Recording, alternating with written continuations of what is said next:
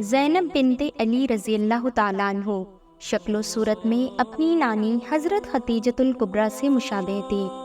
چہرے پر جلال و جمال اپنے نانا سید المرسلین رحمت للعالمین کے رخ انور کی طرح تھا۔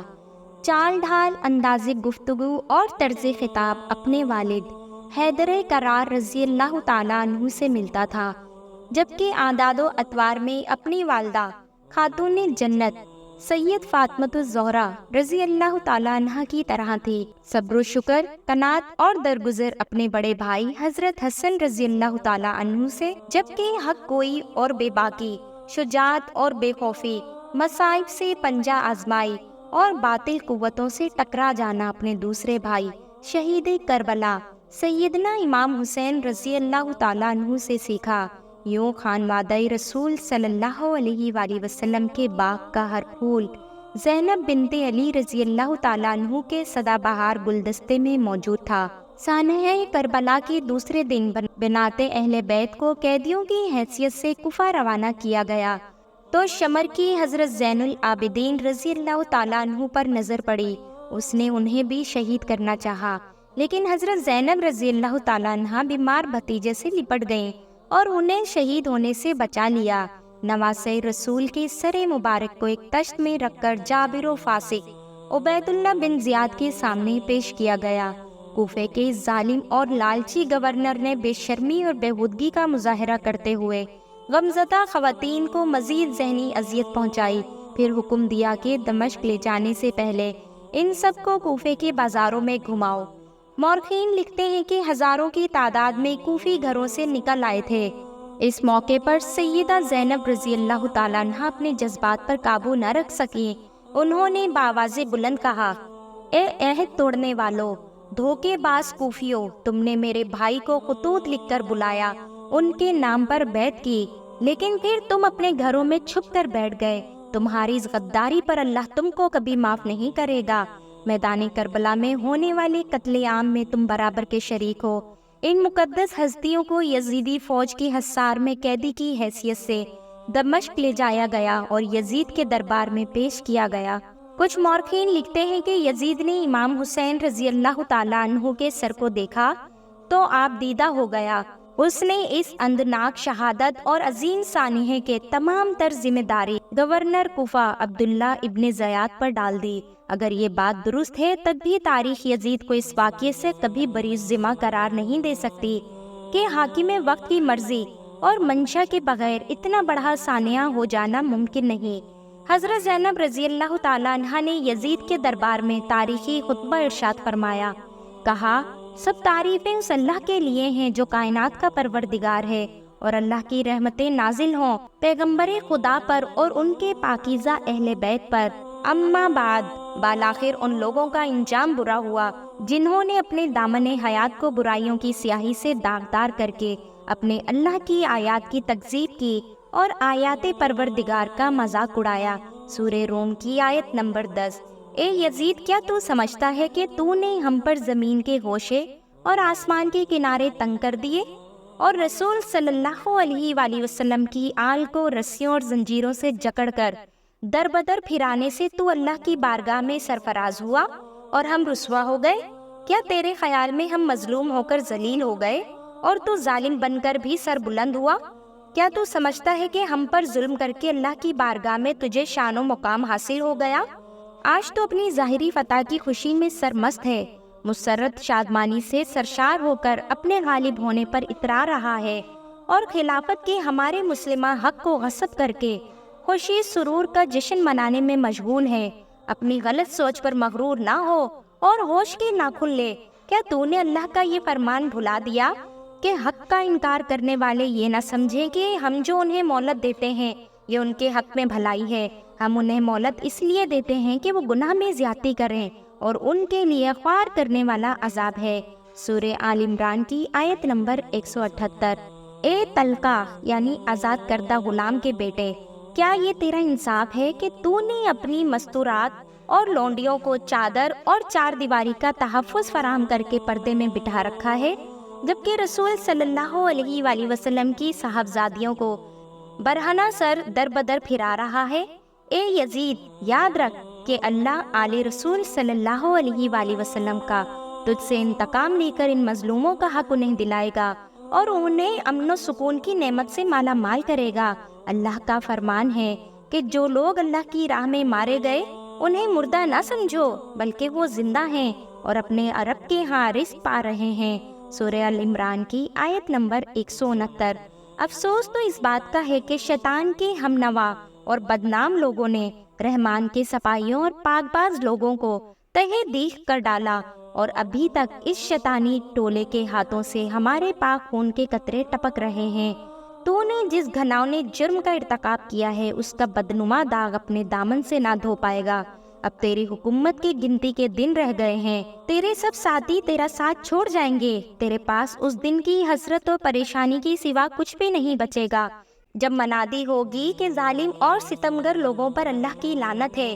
یزید نے کچھ دن بعد ان خواتین کو ایک صحابی رسول صلی اللہ علیہ وآلہ وسلم حضرت نعمان بن بشیر کی نگرانی میں انہیں مدینہ منورہ روانہ کر دیا۔ سانحہ کربلا اور اہل بیت کے قافلے کی آمد کی اطلاع بھی موصول ہو چکی تھی، چنانچہ اہل مدینہ نے شہر سے باہر نکل کر قافلے کا استقبال کیا۔ نہایت پرسوز منظر تھا، ہر شخص اشک بار تھا۔ قافلے میں شامل خواتین غم سے نڈھال تھیں۔ دوسرے دن حضرت زینب رضی اللہ تعالیٰ عنہ نے روزے مبارک پر حاضری دی اور درود السلام کے پاس سانحے کی رودات پیش کی۔ ایک روایت میں ہے کہ جس وقت قیدیوں کو دمشق لایا گیا تھا تو اس وقت ایک عورت یزید کی بیوی ہند کے پاس آئی اور اس سے کہا کہ اے ہند، ابھی ابھی کچھ قیدی آئے ہیں، انہیں دیکھ کر دل دہل اٹھتا ہے، آؤ وہیں چلیں۔ ہند اٹھی اور اس نے ایک عمدہ لباس زیب تن کیا اور اپنی چادر سر تا پیر اوڑھی اور اس مقام پر آئی، اور اس نے خادمہ کو حکم دیا کہ کرسی لائی جائے۔ جب وہ کرسی پر بیٹھ گئی تو حضرت زینب رضی اللہ تعالیٰ عنہ کی نظر اس پر پڑی۔ آپ نے غور سے اس کی طرف دیکھا تو اسے پہچان لیا اور اپنی بہن ام کلثوم سے کہا، بہن، کیا آپ نے اس عورت کو پہچان لیا ہے؟ ام کلثوم نے جواب دیا کہ نہیں، میں نے اسے نہیں پہچانا۔ حضرت زینب رضی اللہ تعالیٰ عنہ نے فرمایا، یہ ہماری کنیز ہند بنت عبداللہ ہے جو ہمارے گھر میں کام کاج کرتی تھی۔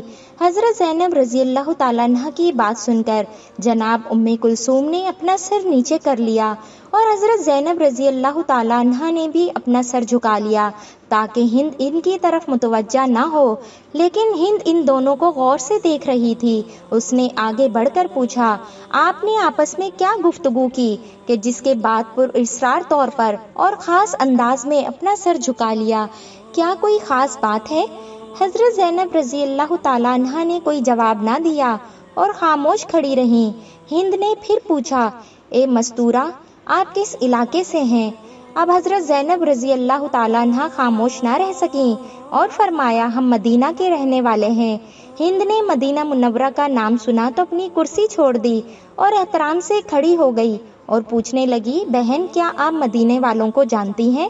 حضرت زینب رضی اللہ تعالیٰ عنہ نے فرمایا، تم کن مدینے والوں کے بارے میں دریافت کرنا چاہتی ہو؟ ہند نے کہا، میں حضرت علی رضی اللہ تعالیٰ عنہ کے گھرانے کے متعلق پوچھنا چاہتی ہوں۔ حضرت علی رضی اللہ تعالیٰ عنہ کے گھرانے کا نام لے کر ہند کی آنکھوں سے محبت کے آنسو جاری ہو گئے اور خود کہنے لگی، میں اس گھرانے کی خادمہ تھی اور وہاں کام کیا کرتی تھی، مجھے اس گھرانے سے بہت محبت ہے۔ حضرت زینب رضی اللہ تعالیٰ عنہ نے پوچھا، تم اس گھرانے کے کن افراد کو جانتی ہو اور کن کے متعلق دریافت کرنا چاہتی ہو؟ ہند نے کہا، میں حضرت علی رضی اللہ تعالیٰ عنہ کی اولاد کا حال معلوم کرنا چاہتی ہوں۔ حضرت حسین اور اولاد حسین اور علی کی پاک باز لڑکیوں کا حال معلوم کرنا چاہتی ہوں۔ خاص طور پر میں اپنی آقا زادیوں زینب اور ام کلثوم کی خیریت دریافت کرنا چاہتی ہوں، اور اسی طرح فاطمۃ الزہرا کی دوسری اولاد کے متعلق معلوم کرنا چاہتی ہوں۔ حضرت زینب رضی اللہ تعالیٰ عنہ نے ہند کی بات سن کر اشکبار آنکھوں کے ساتھ جواب دیا، تو نے جو کچھ پوچھا ہے میں تفصیل سے تجھے بتاتی ہوں۔ تو نے علی کے گھر کے متعلق پوچھا ہے تو ہم اس گھر کو خالی چھوڑ آئے ہیں۔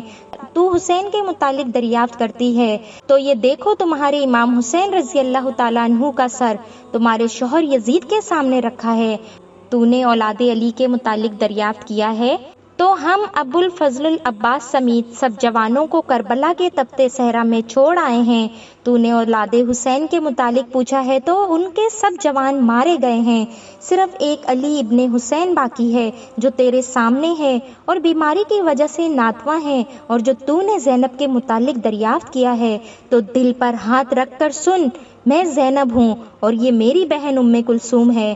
حضرت زینب رضی اللہ تعالی عنہا کا دردناک جواب سن کر ہند کی چینخ نکل گئی اور منہ پیٹ کر کہنے لگی، ہائے یہ کیا ہو گیا، ہمارے امام کا کیا حال کیا ہے، کاش میں اس سے پہلے اندھی ہو جاتی اور فاطمہ کی بیٹیوں کو اس حال میں نہ دیکھتی۔ روتے روتے ہند بے قابو ہو گئی اور ایک پتھر اٹھا کر اپنے سر پر اتنی زور سے مارا کہ اس کا سارا بدن خون خون ہو گیا اور وہ گریہ وزاری کرتے ہوئے بے ہوش ہو گئی۔ جب ہوش میں آئی تو حضرت زینب رضی اللہ تعالی عنہا اس کی طرف متوجہ ہو کر فرمانے لگی، اے ہند تم کھڑی ہو جاؤ اور اپنے گھر چلی جاؤ، کیونکہ تمہارا شوہر یزید بڑا ظالم شخص ہے، ممکن ہے تمہیں اذیت پہنچائے، ہم اپنی مصیبت کا وقت گزار لیں گے، ہم یہ نہیں چاہتے کہ ہماری وجہ سے تمہارا سکون تباہ ہو جائے۔ ہند نے جواب دیا، باخدا مجھے حضرت حسین رضی اللہ تعالیٰ عنہ سے زیادہ کوئی چیز عزیز نہیں، میری زندگی کا سکون ختم ہو چکا ہے، اب میں اپنی زندگی کے باقی لمحات اسی طرح روتے ہوئے گزاروں گی۔ اور کہا، اے اہل بیت کی شہزادیوں، میں آپ سے درخواست کرتی ہوں آپ سب میرے گھر آئیں، ورنہ میں بھی آپ کے ساتھ یہیں بیٹھی رہوں گی اور قطعاً اپنے گھر نہیں جاؤں گی۔ یہ کہہ کر ہند کھڑی ہوئی اور اپنی چادر اتار کر یزید کے پاس آ گئی۔ یزید اس وقت بیرون ملک سے آیا تھا۔ ہند نے یزید سے کہا، اے یزید، کیا تو نے حکم دیا ہے کہ امام حسین کا سر نیزے کی نوک پر بلند کیا جائے اور دروازے پر لٹکا دیا جائے؟ نواسۂ رسول کا سر میرے گھر کے دروازے پر؟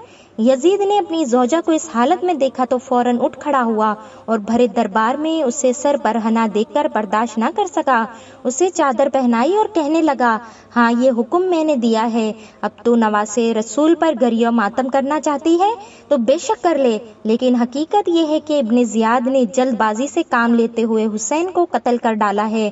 جب یزید نے مکر و فریب سے بھرے ہوئے جملے کہے تو اس وقت اس نے ہند کو چادر اڑائی تو ہند نے کہا، اے یزید، خدا تجھے تباہ و برباد کرے، اپنی زوجہ کو بھرے مجمع میں سر برہنہ دیکھ کر تیری غیرت جاگ اٹھی ہے، مگر تو رسول صلی اللہ علیہ وآلہ وسلم کی صاحبزادیوں کو کھلے عام سر برہنہ بازاروں اور درباروں میں لایا ہے اور ان کی چادریں چھین کر انہیں نامحرموں کے سامنے لاتے وقت تیری غیرت کہاں گئی تھی؟ ایک یزید لعنت ہو تجھ پر، یہ کہہ کر وہاں سے چلی گئی۔ مورخین لکھتے ہیں کہ کچھ عرصے مدینہ منورہ میں قیام کے بعد حضرت زینب رضی اللہ تعالیٰ عنہ اپنے شوہر اور بچوں کے ساتھ شام چلی گئیں۔ 63 ہجری میں دمشق میں ان کا انتقال ہوا۔ دمشق میں حضرت زینب رضی اللہ تعالیٰ عنہ کا شاندار مقبرہ شام کربلا کا امین ہے، جبکہ یزید اور قاتلان کربلا عبرت کا نشان بن چکے ہیں۔ اللہ تعالیٰ ہمیں دین کی مکمل سمجھ نصیب فرمائے اور ہمارا خاتمہ ایمان پر فرمائے۔